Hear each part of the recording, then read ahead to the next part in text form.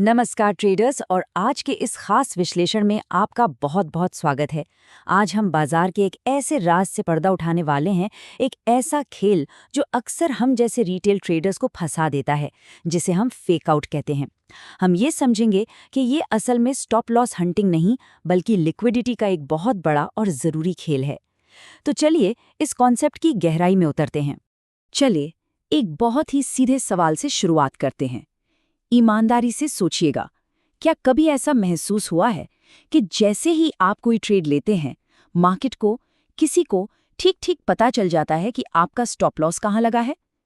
ये एक ऐसी फीलिंग है जो शायद हर ट्रेडर ने अपनी जिंदगी में कभी ना कभी महसूस की है। जरा उस सिचुएशन को याद कीजिए। आपने पूरी रिसर्च की, एक अच्छा ट्रेड लिया, एक सेफ स्टॉप लॉस भी लगाया, और आप देख रहे हैं कि प्राइस धीरे धीरे धीरे धीरे आपके स्टॉप लॉस की तरफ जा रहा है।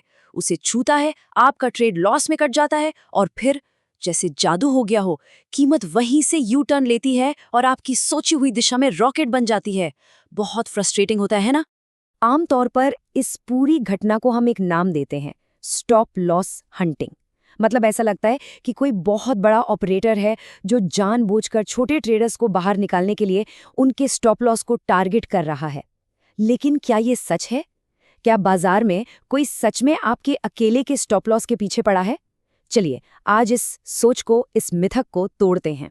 तो यहीं पर हमें अपना नजरिया बदलने की जरूरत है। जिसे एक रिटेल ट्रेडर एक पर्सनल अटैक या शिकार समझता है, वो असल में बड़े इंस्टीट्यूशंस के लिए बाजार से लिक्विडिटी खींचने का एक मैकेनिकल प्रोसेस है। मतलब ये आपके खिलाफ कोई पर्सनल साजिश नहीं है, ये इम्पर्सनल है, ये बस बिजनेस है। तो फिर ये लिक्विडिटी है क्या भला? देखिए, बहुत आसान शब्दों में लिक्विडिटी का मतलब है कि बाजार में कितने बायर्स और सेलर्स मौजूद हैं। बड़े इंस्टीट्यूशंस जिन्हें हजारों करोड़ के ऑर्डर एक साथ डालने होते हैं, वो ये काम तब तक नहीं कर सकते जब तक उन्हें सामने बेचने या खरीदने वाला ना मिले। ये लिक्विडिटी ही बाजार का पेट्रोल है। इसके बिना बाजार की गाड़ी आगे नहीं बढ़ सकती। ये एनालॉजी इस कॉन्सेप्ट को समझाने के लिए एकदम परफेक्ट है। सोचिए, एक बड़ी व्हेल मछली समुंदर में एक एक छोटी मछली के पीछे नहीं भागती। उसमें तो एनर्जी ही बहुत वेस्ट होगी। वो क्या करती है? वो सीधा मछलियों के एक बड़े झुंड को टारगेट करती है, ताकि एक ही बार में पेट भर जाए। ठीक यही काम बड़े इंस्टीट्यूशनल प्लेयर्स करते हैं। वो आपके मेरे जैसे अकेले स्टॉप लॉस के पीछे नहीं है। वो उन जगहों को ढूंढ रहे हैं जहां हजारों स्टॉप लॉस एक साथ लगे हों। चलिए अब जरा इस पूरी प्रक्रिया का पोस्टमार्टम करते हैं। चार्ट पर ये असल में दिखता कैसा है? इसे प्रोफेशनली लिक्विडिटी ग्रैब कहा जाता है, और अगर आप इसे पहचानना सीख गए तो ये आपके ट्रेडिंग करने के तरीके को हमेशा के लिए बदल सकता है। ये पूरा खेल 4 स्टेप्स में होता है। पहला, रिटेल ट्रेडर्स कहाँ स्टॉप लॉस लगाते हैं, वहीं जो सपोर्ट या रेजिस्टेंस लेवल चार्ट पर बिल्कुल साफ साफ दिख रहा होता है। दूसरा, इन हजारों स्टॉप लॉस ऑर्डर्स से मिलकर वहां एक लिक्विडिटी का तालाब बन जाता है। तीसरा, अब बड़े खिलाड़ी आते हैं और जानबूझकर कीमत को उसी तालाब की तरफ धकेलते हैं ताकि सारे स्टॉप लॉस एक साथ ट्रिगर हो जाएं।